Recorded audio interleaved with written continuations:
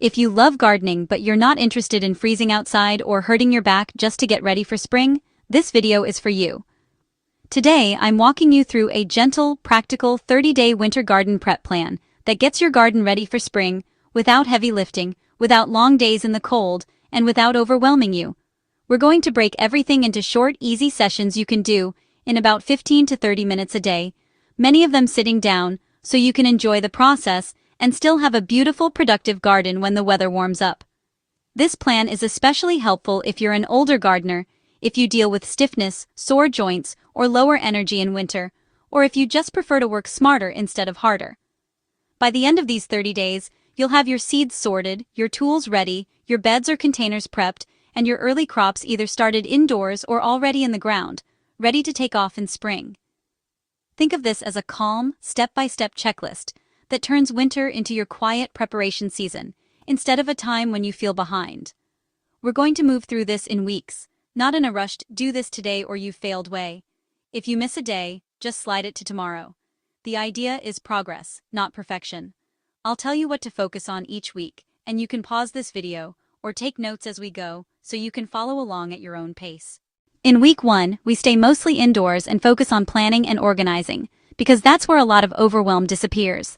On day 1, I want you to simply sit at your table, grab a notebook, and make a realistic garden wish list. Write down 5 to 8 crops you actually enjoy eating all the time, not every possible thing you've ever seen in a catalog. Maybe that's lettuce, kale, peas, green beans, tomatoes, and a few herbs. Then decide what style of growing you'll focus on this year: raised beds, containers on a patio, or a small in-ground plot. Keeping this decision simple right at the start helps you avoid taking on too much later. On day 2, take one slow, easy walk around your garden or yard when the weather is decent. Look for your sunny spots, your shady corners, and the spaces you actually like to be in. When you come back inside, sketch a simple map. It doesn't need to be pretty or exact. Just draw boxes or circles to represent beds, containers, and paths, and make quick notes like full sun, afternoon shade, or easy to reach from the door. This little sketch will guide a lot of your decisions and save you energy later. On day 3, stay indoors, get comfortable, and pull out your seed packets. This is a great moment for a warm drink and a slow sort. Check dates on the packets and toss anything that's clearly moldy or extremely old. Some older seeds may still germinate, but if they're more than 4 or 5 years old, you might want to treat them as an experiment, not your main plan. As you sort, make a short list of what you need to buy. Think reliable, easy crops like salad greens, peas, beans, and herbs that don't demand a lot of fuss. For days 4 through 7, we get your tools and workspace ready.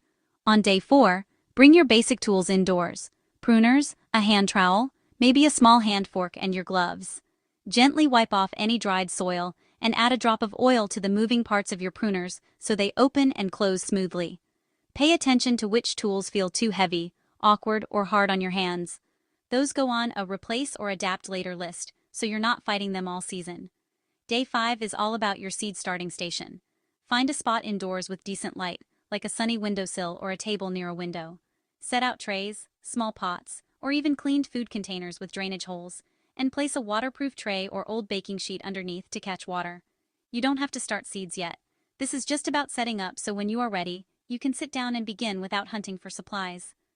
On day 6, think about compost in the easiest possible way. Choose a place that's close to a path or your back door, so you don't have to walk far or over uneven ground. That might be a small compost bin, a tumbler, or just a simple pile. Inside the house, start a small future compost container for vegetable scraps, coffee grounds, and eggshells. The key is convenience. The easier it is to reach, the more likely you are to use it without feeling like it's a chore. Day 7 is your review and rest day. Sit down with your notes and your little sketch and ask yourself, does this feel manageable for my energy and my body? If it feels too big, shrink it. Maybe you focus on just one main bed and a few containers near the door this year. That's perfectly fine. A small, well-tended garden is better than a large, overwhelming one. Week 2 is about safe access and a light tidy-up. On day 8, take a slow walk through your garden paths again, this time really watching the ground. Look for slippery spots, holes, or anything that could trip you, like hoses, tools, or uneven boards.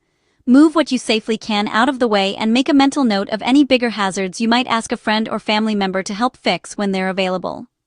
Day 9 is where you choose one very small zone to focus on, like a single raised bed or one corner of the yard.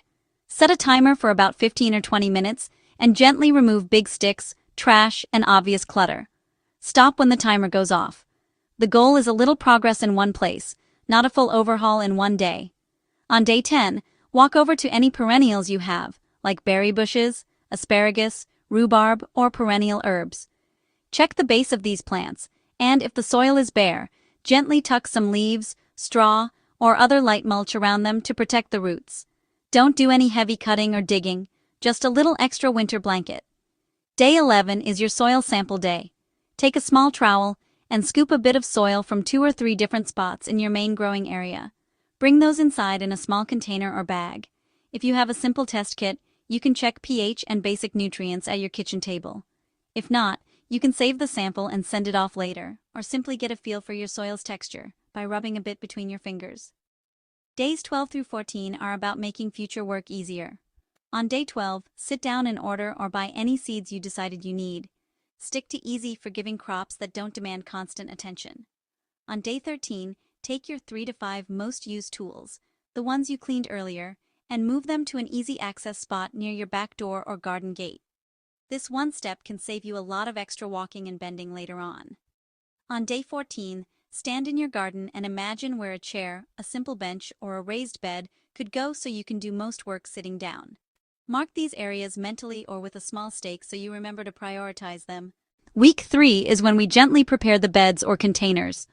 On day 15, pick just one raised bed or a couple of large containers as your main focus for the season. Lightly loosen only the top few inches of soil with a hand fork. There's no need to double dig or flip big heavy clumps. On day 16, add a layer of organic goodness over the top, compost, leaf mold, or a bagged organic soil mix. Spread it out smoothly with minimal effort. On day 17, improve one short section of your path. Lay down a layer of cardboard where weeds or mud are an issue, then cover it with a light layer of leaves, straw, or wood chips. You don't have to redo all your paths at once. Just choose the one you walk most often and make that safer and more pleasant. Day 18 is for getting your compost system truly started. Take those kitchen scraps and a few dry leaves and add them to your pile or bin. Give it a gentle mix with as little bending as possible. On day 19, head back to your indoor seed starting station. This is a great day to sow forgiving crops like lettuce, kale, or herbs in small trays or pots. Label them clearly with the crop and the date using big, easy-to-read writing so you don't have to squint later. Day 20 is about making watering easier. Check where your hoses and watering cans are. Move a light hose or a small can closer to your main bed or containers so you're not dragging heavy equipment around once you're planting regularly. Day 21 is another rest and review day. Take a look at that one main bed or your chosen containers and appreciate how far you've come. You now have a defined, prepared area instead of a vague, whole yard to worry about. In week 4, we move into early planting and final touches. On day 22 and the days that follow, take a quick look at your indoor seedlings each day. Make sure the soil surface doesn't dry out completely, and turn the trays a bit so each side gets good light. This only takes a few minutes but makes a big difference. On day 23, if the weather allows, go outside and direct plant a few cool-loving crops like peas or spinach into that prepared bed or container. Use your finger or a simple stick for spacing, no need for perfection. On day 24, set up 1 or 2 more containers, especially near your door or on a patio where the steps are low and the access is easy. Fill them with soil mix and mentally assign them to herbs or salad greens so you'll have fresh flavor close at hand. Day 25 is when you add simple supports for any climbing crops like peas or beans. Put in stakes or a basic trellis now while the soil is softer and you're not fighting big plants. Day 26 is your mulching day. Add a light layer of mulch around your seedlings and over the soil in your bed or containers, keeping it a little away from plant stems. This helps conserve moisture, suppress weeds, and reduces how much bending and weeding you'll need to do later. On day 27, sit down with your sketch again and update it.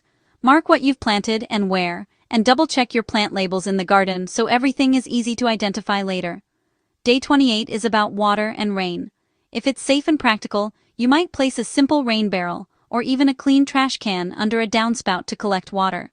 Also decide which days of the week you'll water, so it becomes a gentle routine rather than something you constantly have to remember. On day 29, if you have shrubs or small trees that need it, you can do a light bit of pruning, just taking off dead or crossing branches you can reach safely from the ground. No ladders, no straining. Finally, day 30 is your celebration and looking ahead day. Take a slow walk through your garden. Notice how much more prepared, tidy, and intentional it feels compared to a month ago. You've done this in short, manageable steps without overdoing it. Jot down 3 simple tasks you'll tackle next month, like plant tomatoes, add 1 more container, or top up mulch, and then give yourself credit for all the progress you've already made. If this 30-day winter garden prep plan helped you feel more confident and less overwhelmed about getting ready for spring, let me know in the comments which part you're going to start with first. And if you enjoy practical, organic gardening tips that respect your body and your energy, please give this video a thumbs up so more gardeners can find it. Don't forget to subscribe to the channel and tap the notification bell so you don't miss the next gardening videos I share as we move into spring.